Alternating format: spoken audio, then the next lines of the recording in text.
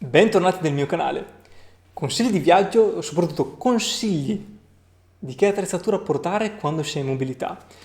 Come sempre, ognuno ha le sue esigenze. Io vi riporto personalmente il mio mindset quando mi porto l'attrezzatura, magari per un viaggio, magari per anche una trasferta lavorativa o comunque in generale per come compongo la mia attrezzatura fotografica, proprio per principio. Diciamo che secondo me in generale, quando si progetta di fare un viaggio fotografico, secondo me non bisogna mai fare a meno di 3 corpi macchina. Ok, sembra cazzo, tipo 3 corpi macchina sono tantissimi, quanto mi vuoi far spendere?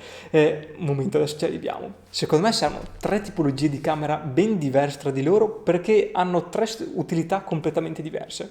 Una macchina fotografica di tipo mirrorless per il suo peso e per le sue performance, quindi la consideriamo la macchina principale a livello qualitativo. Una macchina fotografica che posso usare in condizioni sfavorevoli di meteo o in condizioni sfavorevoli di utilizzo, più o meno rischioso, e una macchina fotografica che posso tenere sempre vicino a me e posso azionare e utilizzare nel breve periodo, appena posso. Partiamo dalla prima. Mirrorless, camera in assoluto. In questo momento ad esempio sto utilizzando con grande gioia l'A7 III della Sony, mi sto trovando a Dio. Quando viaggio generalmente obiettivo zoom in modo di essere abbastanza dinamico nelle scelte di focale. Mi sto trovando tantissimo bene con il 28-75 della Tamron sia a livello foto che a livello video, quindi in generale Sony A7 III, obiettivo zoom abbastanza modulabile 28-75 per passare da grandangolo a medio obiettivo senza particolari problemi, ottima qualità sia a livello foto che a livello video.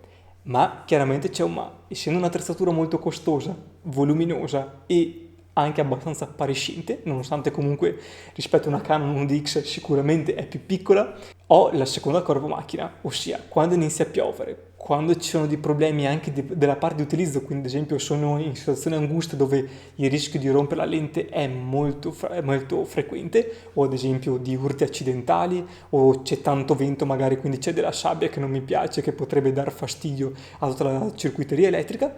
Bene, secondo corpo-macchina che consiglio, personalmente una action cam ben fatta, una camera con una performance anche a livello qualitativo sia foto che video inferiore alla Sony A7 III, quindi in questo caso possiamo parlare ad esempio di una GoPro, possiamo parlare della Sony, ad esempio della Sony Zero Mark II, a seconda chiaramente del budget, però dobbiamo avere una camera che possiamo usare quando sta iniziando a piovere, quando c'è quel momento critico in cui l'attrezzatura effettivamente è a serio rischio, non sono 2 o 3 gocce di pioggia, ma inizia a diventare ad esempio di sfruttarlo vicino al mare o magari sfruttarlo sott'acqua o sotto una pioggia torrenziale o ad esempio in momenti in cui ci sono tante persone vicine a loro e effettivamente inizia a diventare pericoloso utilizzare una camera. Secondo corpo macchina, un corpo molto resistente che non costi tanto e che sono disposto anche a perdere. Chiaramente questo ve lo rilascio a voi capire quanto budget siete disposti a perdere per portare a casa un certo tipo di immagine.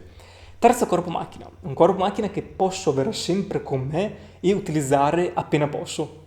In questo caso qua non vi posso che consigliare un buon telefono, io in questo momento mi sto trovando molto bene con gli iPhone, però al di là del brand anche i nostri telefoni ormai sono videocamere e fotocamere sicuramente performanti e la cosa che dovete capire è che non importa il mezzo che si utilizza per fare un certo tipo di foto o un certo tipo di video, ma importa quello che abbiamo davanti e le nostre interpretazioni. Secondo me oggi il telefono ha delle performance molto alte che comunque si impastano se stiamo ad esempio facendo 100 foto di reportage fotografico, di cui 40 fatte con la macchina fotografica ufficiale, 30 fatte magari con la nostra action cam e le rimanenti fatte con il telefono cellulare. Secondo me si impasteranno molto bene e non si noterà la differenza se fate un po' di post-produzione fatta con un po' di senso. Quindi a volte riuscire a scattare quello che abbiamo di fronte è importante il tempismo e forse tirare fuori la nostra fotocamera dallo zaino, mettere dentro la lente, mettere a fuoco, accendere eccetera, rischiamo di perdere il momento. Quindi con queste 3 camere personalmente mi sono sempre trovato molto bene e sono riuscito a coprire tutto quello di cui avevo bisogno. Chiaramente qua dipende molto dal vostro stile, dipende molto da quello che volete portare a casa e da come volete un pochino gestire tutto il vostro viaggio fotografico. Personalmente vi consiglio di stare più leggeri possibili, concentrarvi il meno possibile sulle attrezzature, concentrarvi il più possibile su quello che avete di fronte e sulla vostra interpretazione e creatività.